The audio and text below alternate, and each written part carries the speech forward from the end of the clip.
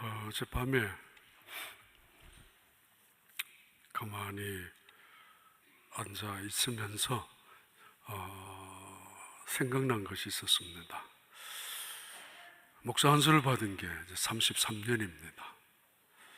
사실은 목사 안수를 받으려면은 신학교를 졸업하고 목사고시를 치고 그리고 2년을 기다려야 합니다.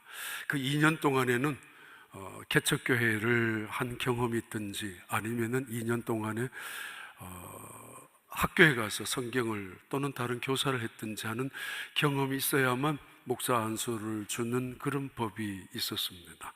저는 2년 목사고시 치고 2년 동안 개척교회나 교사를 한 경험이 없습니다.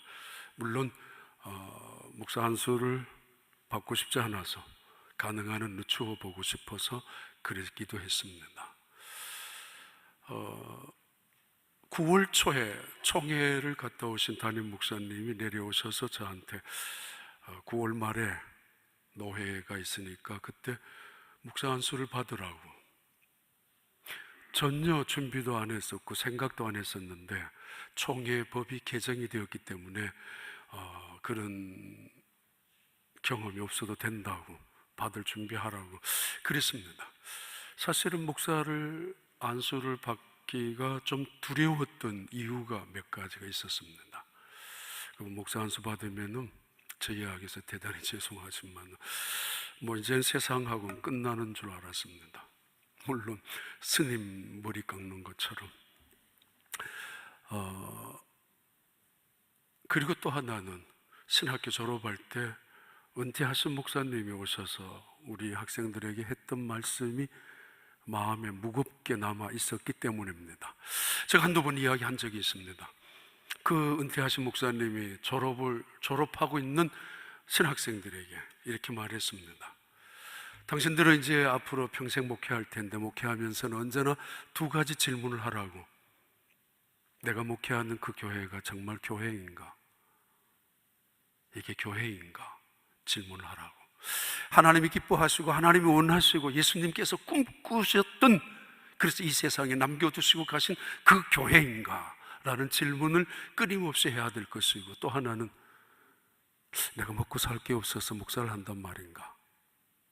뭐 때문에 내가 목사를 하는지, 그 두 가지 질문은 늘 목회하면서 하라고 그렇게 말씀하셨던 은퇴하신 목사님의 말씀이 마음의 무거움으로 남아있기 때문에 쉽게 목사 안수를 빨리 받아야 되겠다는 생각은 한 번도 한 적이 없습니다. 자, 아무튼 담임 목사님이 2주 후에 있는 노회에 안수를 받으라고 해서 결국은 목사님에게 순종하고 또 법이 바뀌었기 때문에 그대로 받았습니다만은 받고 난 이후부터 마음이 많이 무거움은 여전히 있습니다. 어젯밤에 그 생각이 났습니다. 이제 33년이 된 목사 안수를 받고 우리 교회는 교회인가? 정말 하나님이 원하시는 교회인가? 예수님께서 이 땅에 세우시고 싶으셨던 그 교회인가? 요한계시록의 마지막 최후에 승리할 수 있는 그 교회인가? 예수님이 오실 때까지. 또 하나는 목사가 왜 하는지, 너 목사마, 이런 생각이 어젯밤에 꽤 많이 있었습니다. 오늘 종교개혁 500주년을 기념하는 그런 종교개혁주일 기념 혹은 감사 예배입니다. 1517년에 마르틴 루터라는 사제였습니다. 그 신부에 의해서 시작되어진 개신교, 우리가 믿는 이 개신교, 지금 500년이 되는 올해입니다. 사도행전 15장의 종교 최초의 회의의 모습과 오늘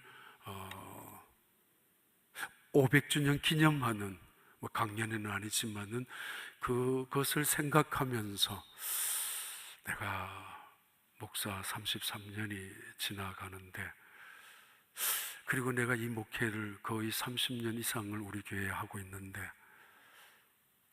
이게 교회에 맞는가? 목사 맞는가 그런 생각을 했습니다. 1517년에 마르틴 루터가 95개라는 조항을 자기가 강의하고 있었던 비텐베르그 대학교 정문에다가 붙였습니다. 지금은 그 정문에 동판을 새겨가지고 글자를 새겨 놓았지만은 그 옛날 500년 전에는 큰 종이에다가 적어 놓았습니다. 이런 이야기입니다. 1번인데, 우리 주 예수 그리스도께서 회개하라고 하셨을 때는 이는 믿는 자의 삶 전체가 회개하는 삶이어야 함을 말씀하신 것이다. 그냥 입으로 나 회개했습니다, 그냥 마음으로 회개했습니다, 생활이 따라오지 않는 회개는 회개일 수 없다, 이런 말입니다. 이 말씀을 왜 하는가 하면, 이 말씀이 두 번째는 고해성사, 즉 사제에 의하여 집도되는 고백과 속죄로 이해되어서는 안 된다.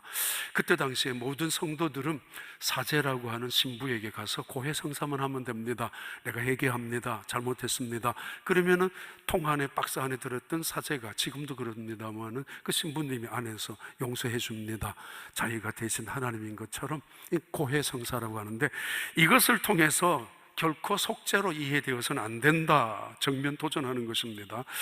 세 번째는, 이것은 단지 내적 회개만을 의미하는 것이 아니라 내적 회개는 육신의 다양한 외적인 회개까지 수반하지 아니하면은 거짓이다, 무가치한 것이다. 다섯 번째는, 교황은 자기의 권위나 교회법의 권위에 부여된 것을 제외하고는 어떤 법도 벌도 부과할 수 없다. 10번째, 죽어서 가는 연옥을 교회의 법으로 삼는 사제들은 이 세상의 가장 악한 자들이며 무식한 자들이다. 성경을 하나도 모르는, 연옥이 있다고 그것을 교회 법으로 삼아서 벌과 심판으로 삼는 도구로 삼을 수 없다. 교회 법의 벌을 연옥의 벌로 바꾸는 가라지 같은 감독들이 있는 이 땅에, 이것은 가장 타락한 시대이다. 마틴 루터가 95개의 조항을 그때 당시에 거대한 교황청을 향하여 여전히 연옥이라는 그 교리가 간행처럼 지속되어 오던 그때 이것을 적었습니다. 그래요. 이거 뭐 99개 이러면서 시작되어진 종교개혁. 사실은 그런 종교개혁을 꿈꾸거나 개신교를 머리에 두고 새로운 교회를 시작하겠다는 꿈을, 비전을 가지고 이 95개의 조항, 반바쁜 조항을 걸어놓고 로마 교황청에 도전한 것은 아닙니다. 논쟁을 하기 위함입니다. 좋은 것을, 진리를 세우기 위함 때문입니다.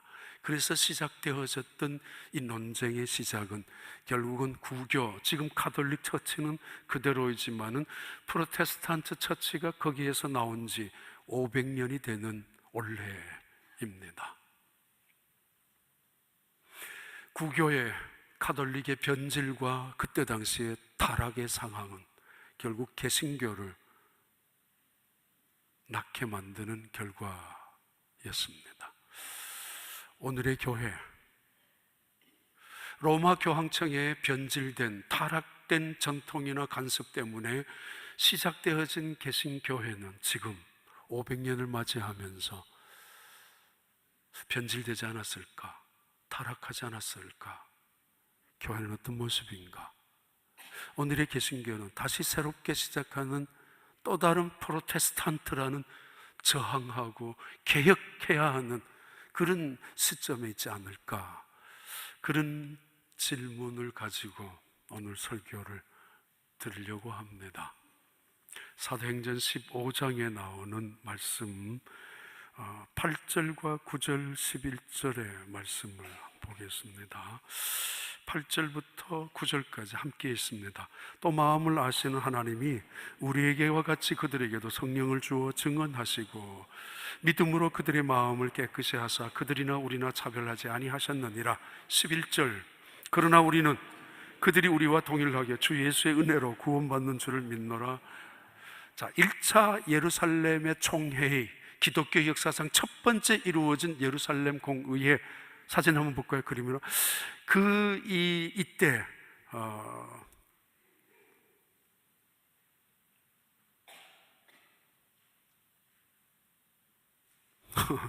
지금 만지는 게 이게 지금 이게 쉽질 않아요. 여러 번 했는데도. 예루살렘 1차 공의회, 그 다음 주제가 뭐냐면은 이방인이 구원을 받기 위해 할례를 행해야 하는가, 이방인들도. 그러니까 율법을 통해서 지켜야 하는가, 어느 한 부분 행함도 필요하단 말인가.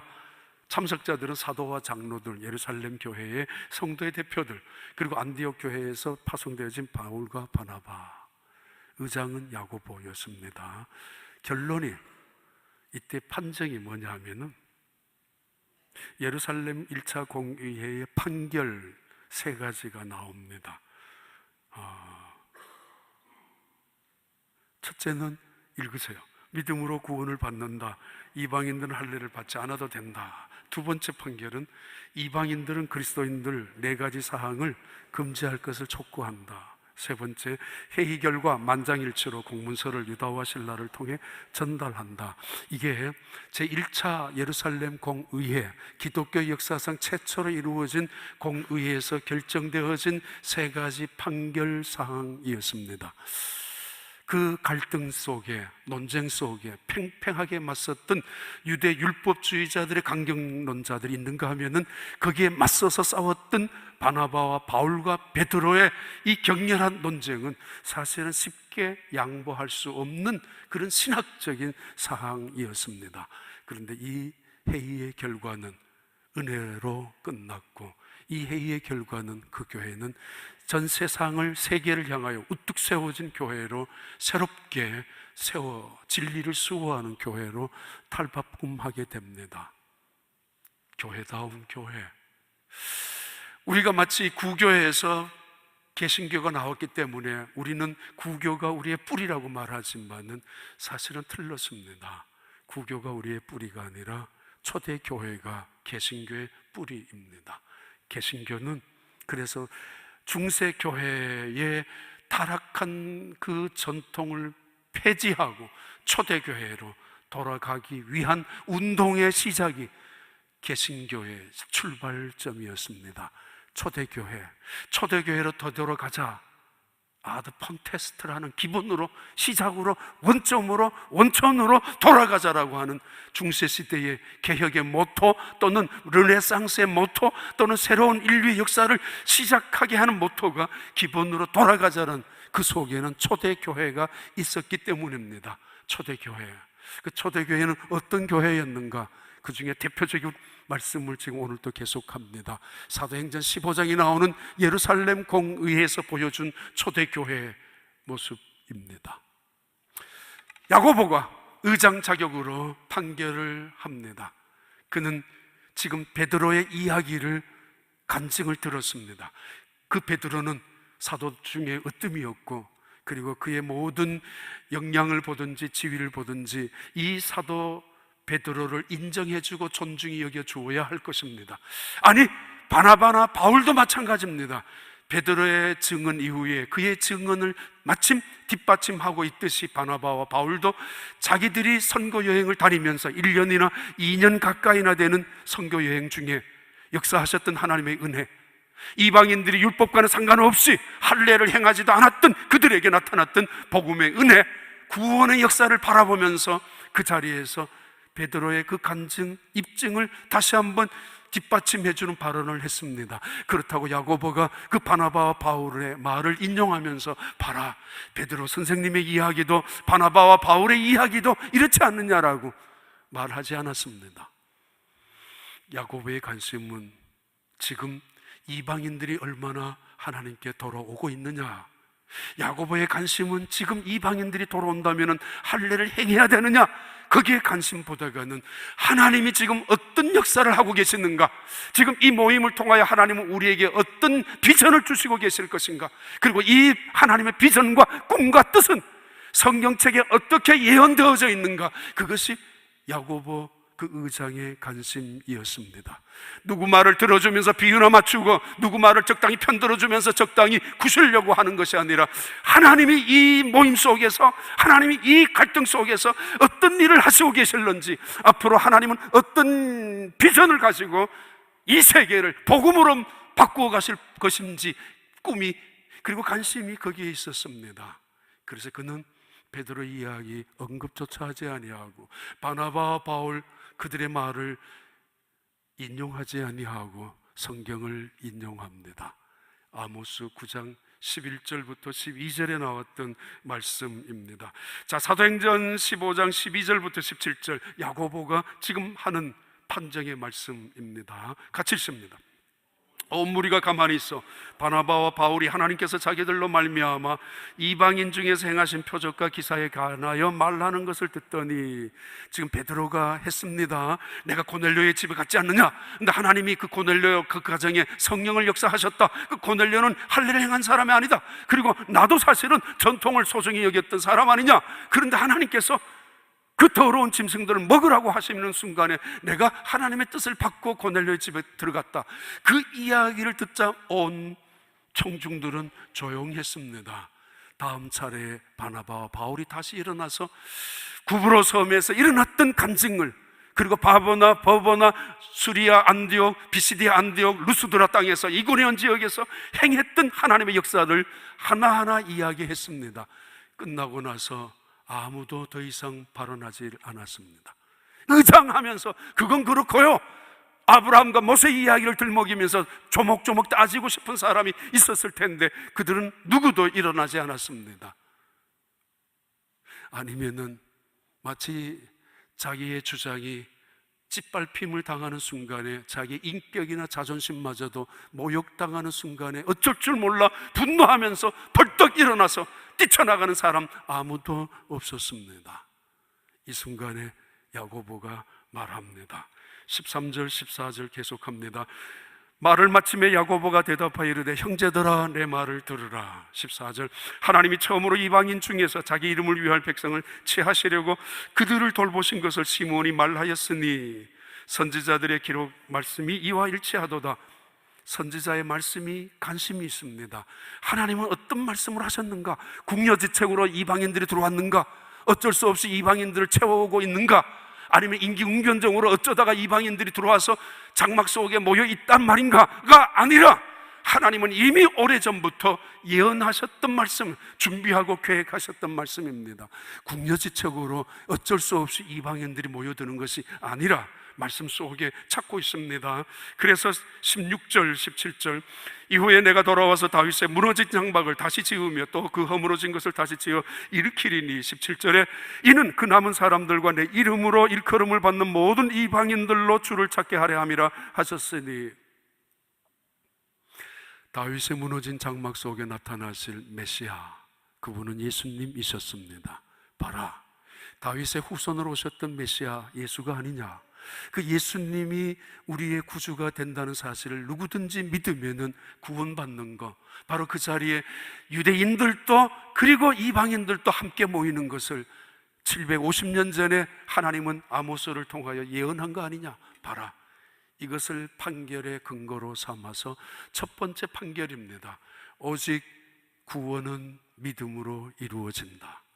오직 믿음으로 구원받는다. 누구도 이 사실 외에 다른 것을 더하거나 누구도 이 진리 외에 다른 것을 이방인들에게 목에 멍에를 메어져서는 안 된다. 아무 짐도 지워서는 안 된다고, 더 이상 그들을 괴롭히지 말라고 첫 번째 판결을 내리고 있습니다.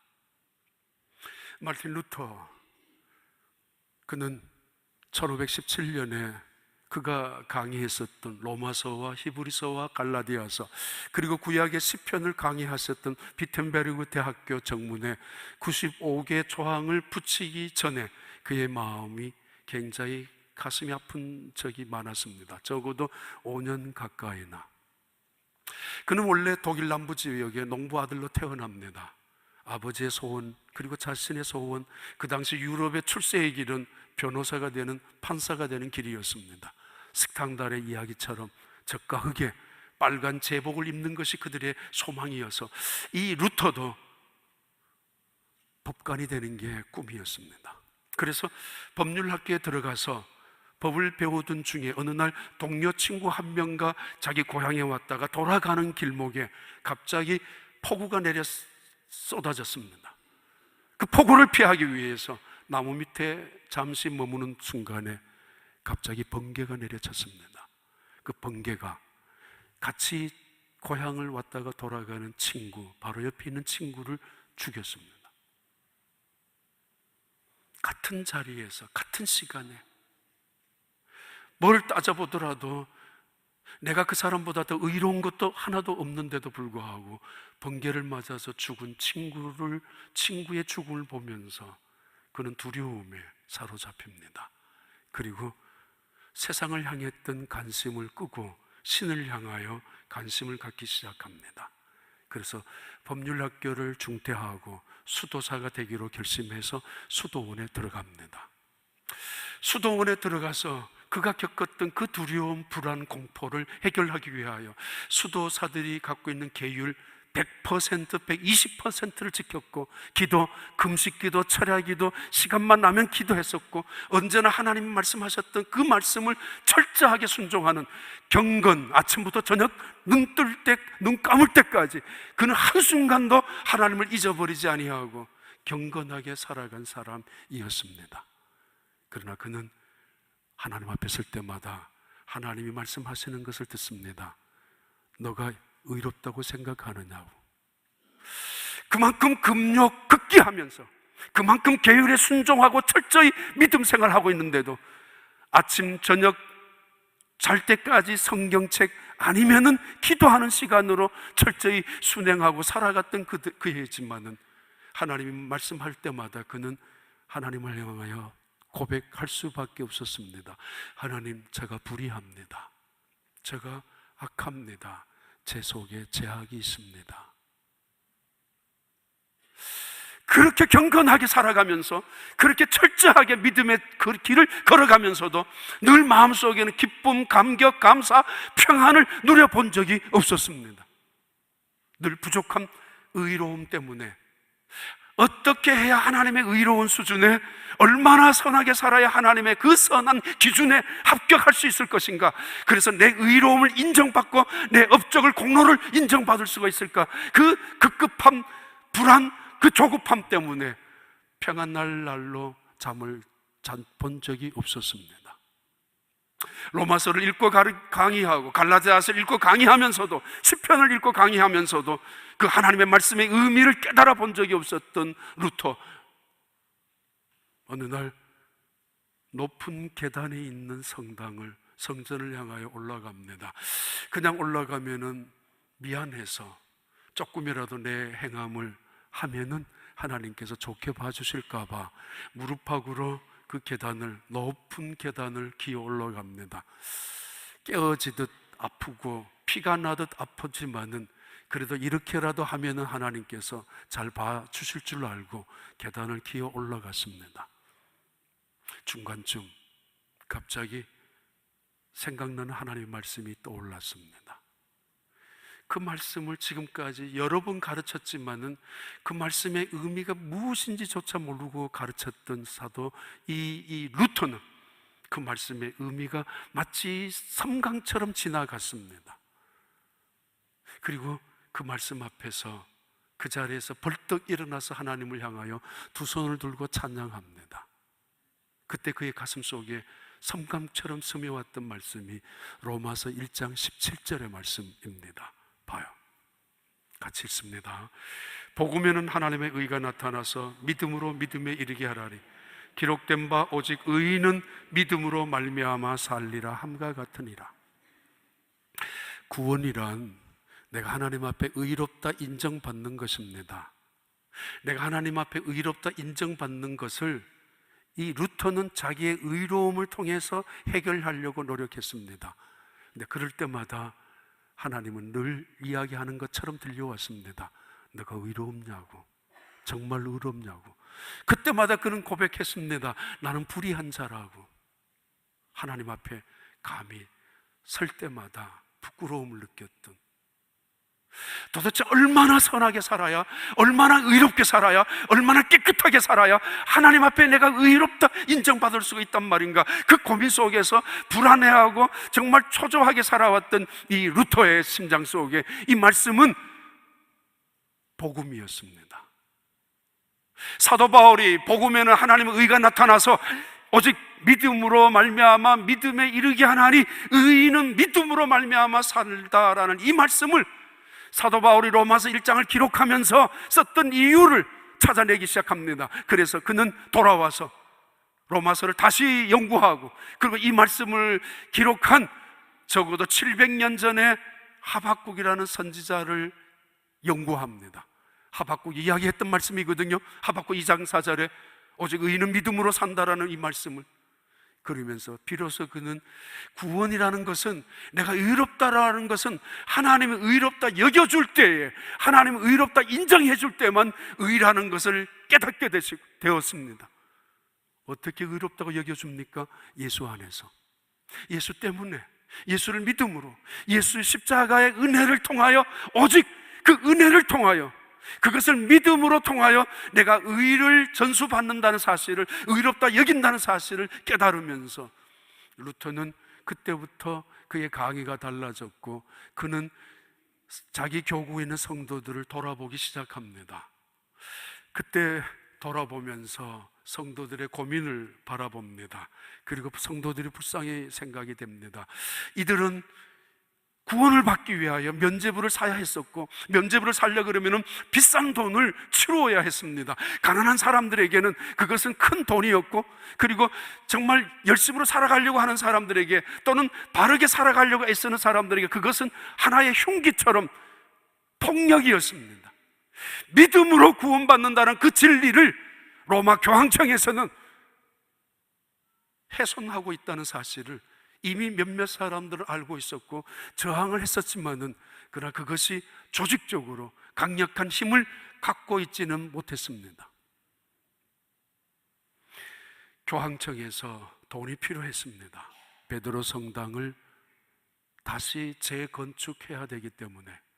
그리고 교황청에서 돈이 필요했습니다. 많은 돈이 충당해야 되는데, 그 교황청의 그 권력이나 종교의 그것을 유지하기 위해서는 그때 클레멘트 6세 때부터 갈래대로 면죄부를 판매했습니다. 그 면죄부 판매에 대해서 루터는 95개조 반막물에서 이렇게 이야기합니다. 인간이 교황의 면죄부를 통해 모든 형벌을 면하고 구원을 받을 수 있다고 말하는 면죄부의 옹호자 설교자들은 악한 자들이고 사탄의 후계자들이다. 21번째, 27번째, 돈이 연보교에 짤랑하고 떨어지는 순간 영혼이 연옥으로부터 풀려난다고 하는 말하는 인들은 단지 인격적인 교리를만을 가르치는 것이지 영적인 것은 아무것도 아니다. 돈이 연보교에 짤랑하고 떨어지면은 욕심과 탐욕도 그만큼 증가하는 것이다. 교회의 중보의 결과는 오직 하나님의 손에 달려있지 돈에 달려있는 건 아니다라고. 그 당시 그만큼 변질되고 타락한, 믿음으로 구원받는다라는 그 말씀 앞에 면죄부를 판매하면서 성도들을 괴롭히고 성도들의 목에다가 다시 짐을 지우고 있는 그 로마 교황청을 향하여 마치 계란을 가지고 바위를 치듯이 루터는 95개 조항으로 도전을 한 것입니다. 그때 95개 조항을 편지를 하고 나서 그가 잘 아는 대교구 추기경한테 이런 편지를 썼습니다.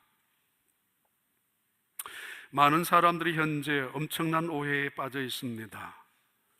저 불쌍한 영혼들은 면죄부를 살 때 자신들이 구원이 된다고 믿고 있습니다.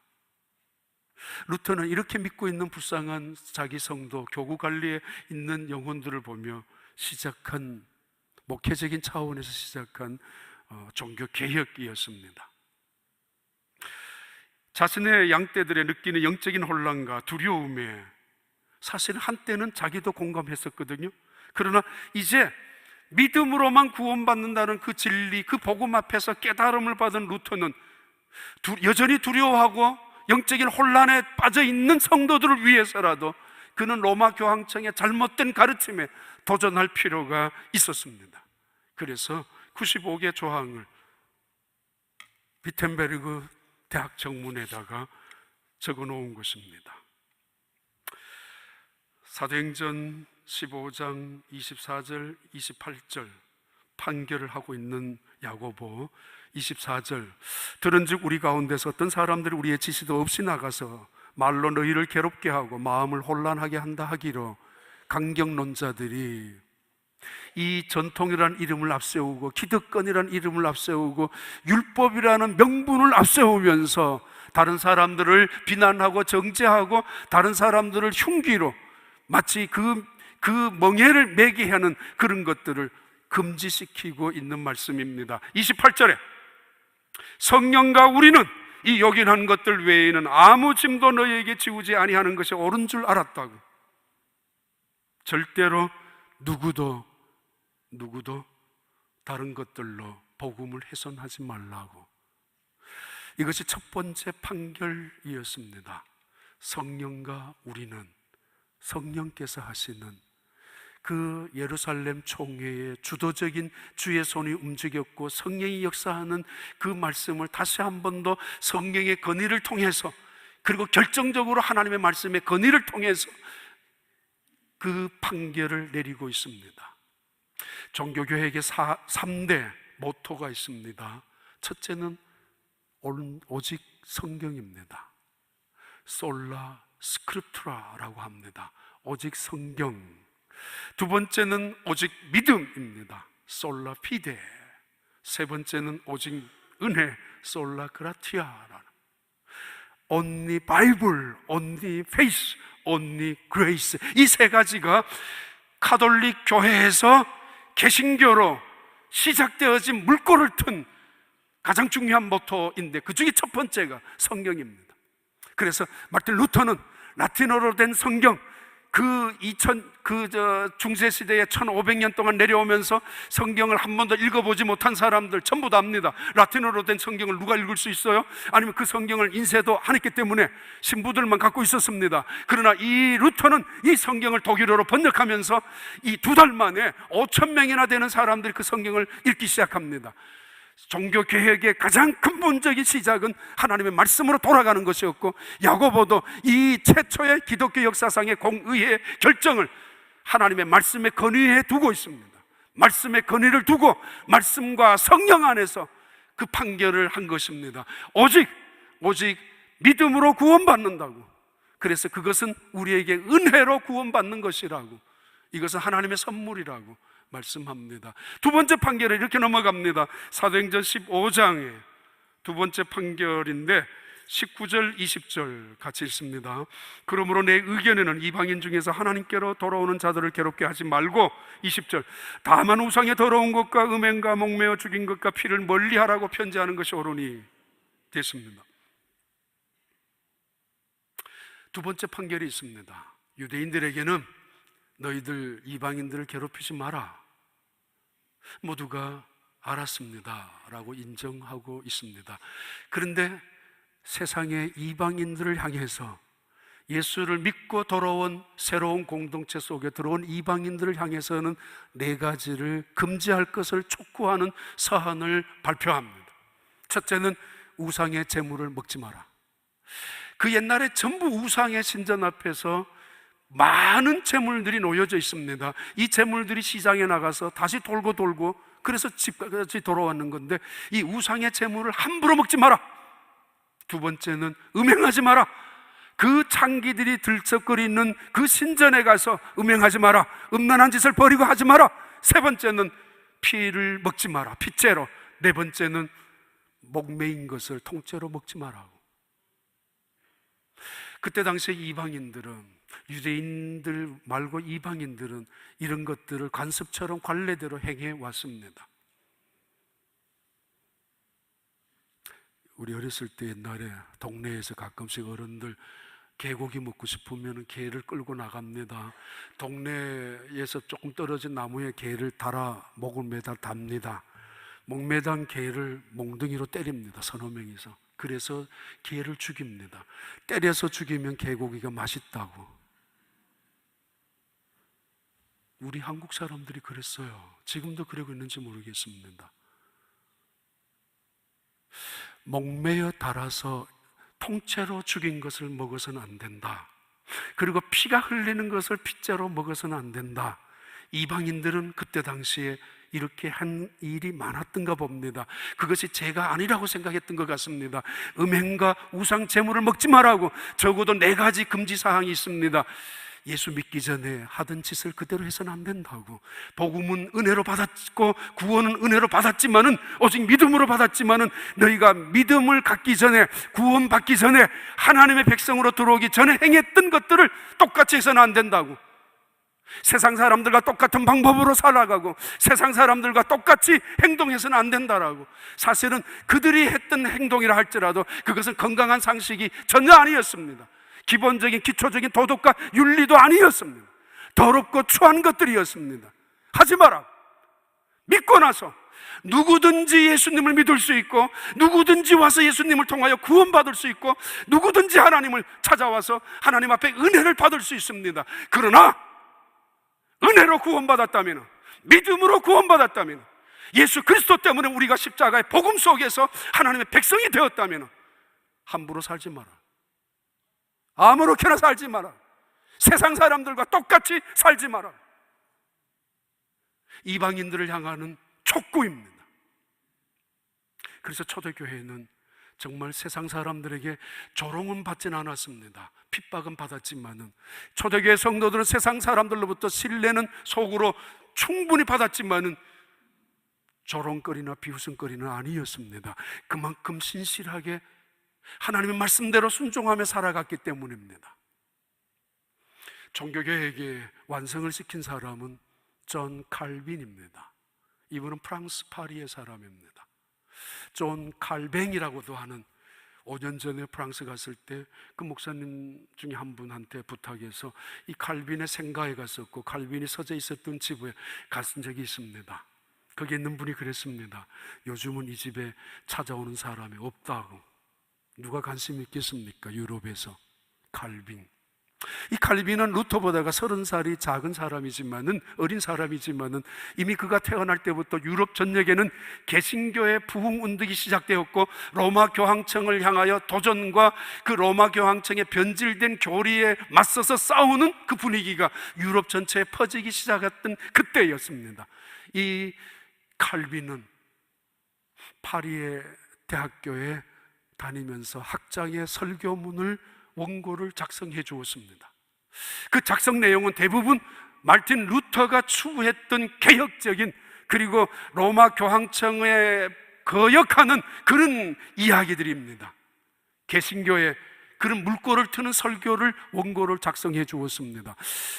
그것을 알았던 프랑스 왕은 체포령을 하고, 그리고는 안 되니까 추방을 시키고 말았습니다. 이때 당시에 유럽은 로마 교황이 임명이나 인준하지 아니하면은 영국이나 스코틀랜드 지방에, 또는 하란, 네덜란드 지역이나 덴마크, 또는 프랑스나 독일 그 지역의 황제들이 만약에 교황으로부터 인준을 못 받으면은 황제 행세를 못했습니다. 그만큼 로마의 교황권이 강력한 시대였습니다. 교황의 권위가 절대적이었습니다. 교황은 절대로 무효하다라는 설을 갖고 있었던 그때입니다. 어떤 황제는 교황청에 와서 눈 오는 날 3일 동안이나 맨발로 무릎을 꿇고 있었던 황제도 있었습니다. 교황에게 인준받기 위해서.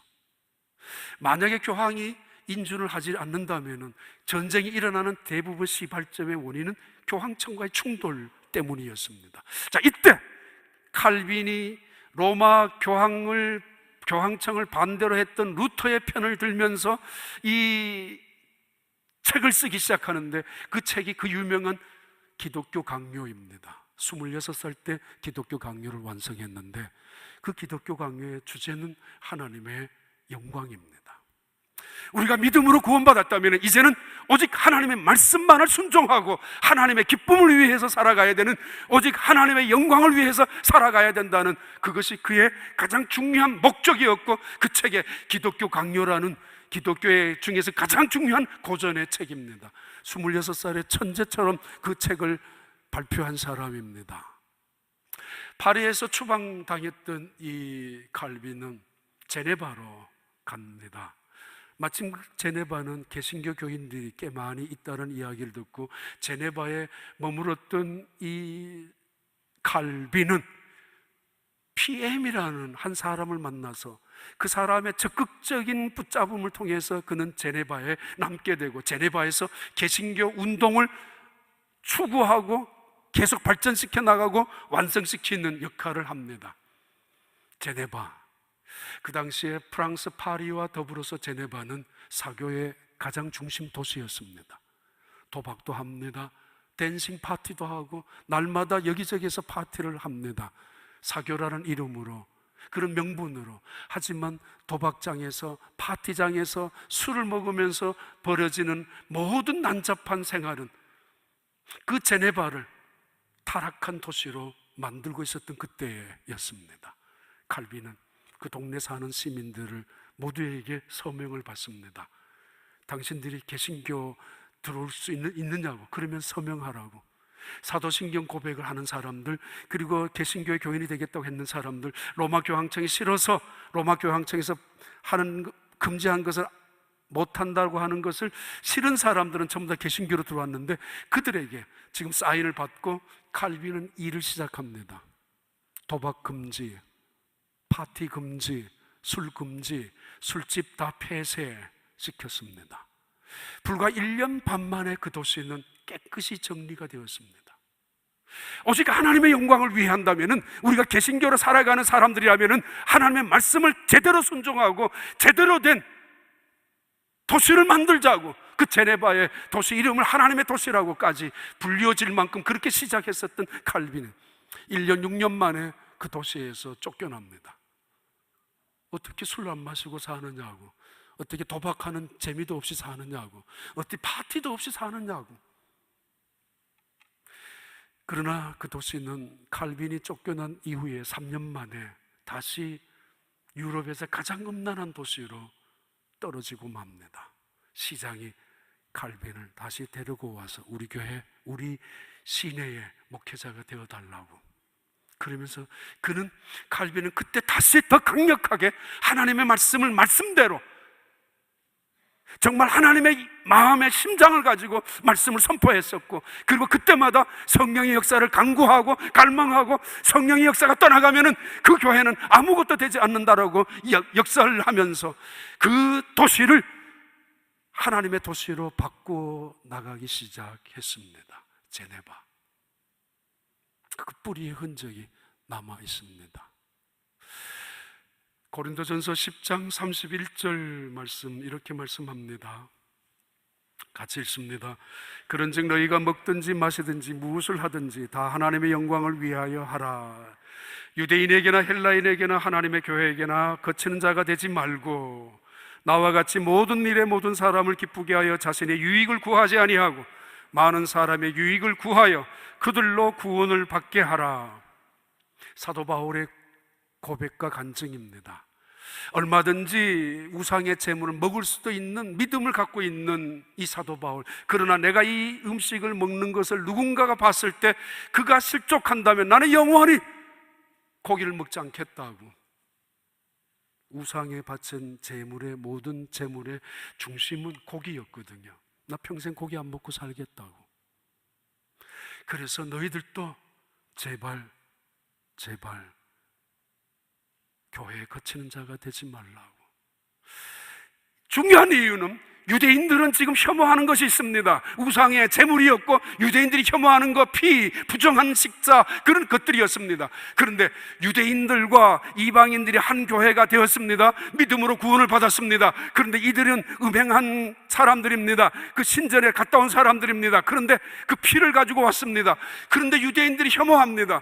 이러면 우리가 뭘 잘못했느냐고, 서로 자기 것 지키는 거 아니냐라고 싸움을 벌일 수가 있고 파당이 생길 수 있고 분열할 수도 있었을 텐데, 이 야고보는 분명히 이야기합니다. 유대인들이 혐오하는 것을 너희들 하지 마라고. 양보를 촉구하고 타협이 아니라 내려놓은 포기를 촉구합니다. 예수 믿었다면은 교회가 하나 되는 것이 중요하지 않느냐. 너희들이 아무리 좋아하는 것이라 할지라도, 설마 그것이 제약이 아니라고 할지라도 버려라. 하나 되기 위하여, 교회 덕이 되기 위하여, 하나님의 영광이 되기 위하여 버려라, 내려놓으라고. 불교에서 가끔씩 스님들이 싸웁니다. 강목을 가지고 조계종정하고 그 재산 싸움에 피를 투기면서 건달들, 깡패들이 모입니다. 기독교 총회를 할 때도 수십억, 수백을 쓴다는 이야기도 듣습니다. 그러나 불교에서도 어떤 스님들 존경받습니다. 다 내려놓고 포기하고. 어떤 사람들, 목사님들도 존경받는 분들 있습니다. 얼마든지 총회장 몇 번이라도 할 수 있는 분들이고, 돈 얼마든지 욕심 부릴 수도 있고, 그런데 다 내려놓는 분들. 너희들 우상의 재물과 음행과 그리고 피째로 먹는 것과 목매어 달려 죽은 것을 먹지 말라고. 사도 바울입니다. 나는 교회에 거치는 자가 되지 않기 위하여 내가 원하는 것을 다 배설물로 여긴다고. 결론을 드릴게요. 15장 22절부터 23절까지의 말씀입니다. 우리 함께 읽습니다. 이에 사도와 장로와 온 교회가 그 중에서 사람들을 택하여 바울과 바나바와 함께 안디옥으로 보내기를 결정하니 그 형제 중에 인도자인 바사바라 하는 유다와 실라더라. 그 편에 편지를 붙여 이르되 사도와 장로된 형제들은 안디옥과 수리와 길리기아에 있는 이방인 형제들에게 문안하노라. 전체 결론이 내려졌습니다. 만장일치로 결론이 내려졌습니다. 성령의 역사입니다. 만장일치. 어떤 사람 기분 나쁩니다. 내 의견이 묵살되었습니다. 어떤 사람 분노합니다. 내가 무시당했습니다. 거절을 당했습니다. 그러면 투표를 손들으라고. 기분 나빠서 기권해요? 나는 안 해요. 어떤 사람은 잔뜩 침묵합니다. 말하라고 거부합니다. 내가 이 판결에 동의하지 않는다는 표현으로 말입니다. 그런데 그들은 만장일치였습니다. 내 뜻이 중요한 게 아니라 하나님의 뜻이었고, 내 기분, 내 감정이 아니라 하나님의 영광이었기 때문입니다. 초대교회로 돌아가자는 이유가 여기에 있습니다. 만장일치로 모두가 하나가 되어서 이것 주장 저것 주장하다가도 결국은 하나가 되어서 하나님의 뜻 앞에 아멘으로 결정하고, 그것이 우리가 성령으로 역사한 그 분위기를 확실하게 알 수 있지 않습니까? 그러면서 이렇게 말합니다. 우리가 성령과 함께, 성령이 주도적으로 역사하고 있는 그 교회 분위기 앞에서 이 야고보가 말합니다. 자, 우리가 살아가는 바나바와 바울, 세상은 이 바나바와 바울을 오히려 비웃고 조롱할 수도 있을는지 몰라요. 유대인들은 죽이려고 위협까지도 하고 따라다니기도 했습니다. 아니, 안디옥 교회에서는 바나바와 바울의 말을 신뢰조차 하지 않은 적도 있었습니다. 사실은 그만큼 가르쳤으면 우리는 이 사람들 말보다는 바나바의 말을 더 믿겠다고, 바울의 희생을 우리는 믿는다고 했어야 옳았지만은, 그런데 그들과 맞서서 사도들이 말합니다. 봐라! 우리가 사랑한다, 우리가 신뢰한다, 존중히 여긴다라는 말씀을 표현하면서 이들을 인정합니다. 이들은 자기의 목숨을 아끼지 아니하고 복음을 위하여 자기의 목숨보다도 더 소중하게 사명을 가지고 이방인들에게 구원을 베푸는 사람들 아니냐. 자, 이들을 보내겠다. 보내는데 유다와 실라를 함께 보내겠다고. 이들만 보내면 혹시라도 의혹을 가지고 의심할 수도 있는 무리들에게 세기를 받기 위하여 예루살렘 교회의 대표자인 유다와 실라를 함께 보냅니다. 보내서 바로 확실한 증거는 예루살렘 교회에서 이것이다라고. 수리와 안디옥과 길리기아 지역을 다니면서 흩어져 있는 모든 교회들에게 이 공문서를 낭독하게 하고 이때 일어난 이야기를 전달하게 합니다. 이때 이 이야기를 전달받은 교회들마다 기쁨으로, 은혜입니다. 은혜로 기쁨입니다. 가득 찼습니다. 성령이 역사하는 교회들, 초대교회들, 하나님의 말씀이 주도적인 권위를 가지고 있었던 교회들, 그 말씀 앞에, 그 성령의 역사 앞에 순종하고 따라갔던 그 교회들, 이 말을 전달받자마자 어떤 사람들은 의심할 수도 있었고 반신할 수도 있었지만은 모두가 기쁨으로, 은혜로 채워졌습니다. 초대교회의 모습이었습니다. 교회다운 교회. 여러분, 어떤 교회를 다니고 있습니까? 정말 여러분이 다니는 교회는 희망이 있습니까?